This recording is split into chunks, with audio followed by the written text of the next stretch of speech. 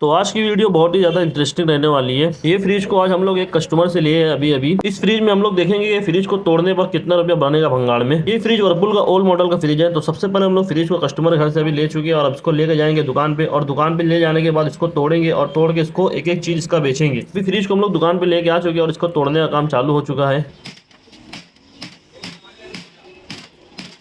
Fridge में जितना भी पतरा रहता है सब पतरे को अलग कर लेते हैं और पतरा के ऊपर जो थर्माकोल लगे रहता है वो थर्माकोल को भी उसमें से निकाल लेते हैं। इस फ्रिज के अंदर जो भी कंडेंसर की जाली अंदर घुमाई रहती है पूरा कॉपर की रहती है, देख सकते हैं पूरा कॉपर का। फ्रिज में जितना भी पतरा था सबको अलग कर लिया और जितना भी फाइबर था उसको भी अलग रख लिए। इस फ्रिज में इतना कॉपर निकलता है। अब बारी आती है कंप्रेसर को काटने की, क्योंकि कंप्रेसर के अंदर ही कॉपर रहता है। तो कंप्रेसर को हम लोग ग्राइंडर से काटेंगे।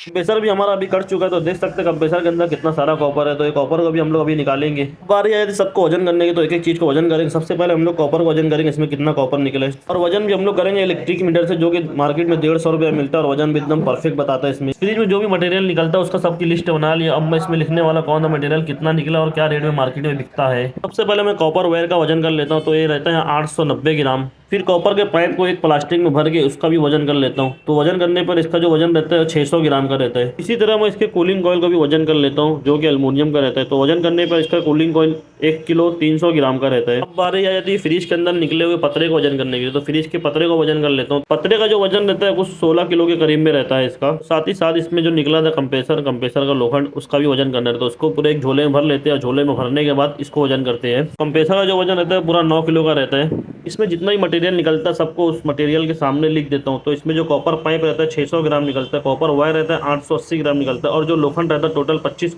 किलो निकलता है, और इसका अल्मोनियम जो रहता है 1300 ग्राम निकलता है। अभी बाकी है खाली प्लास्टिक।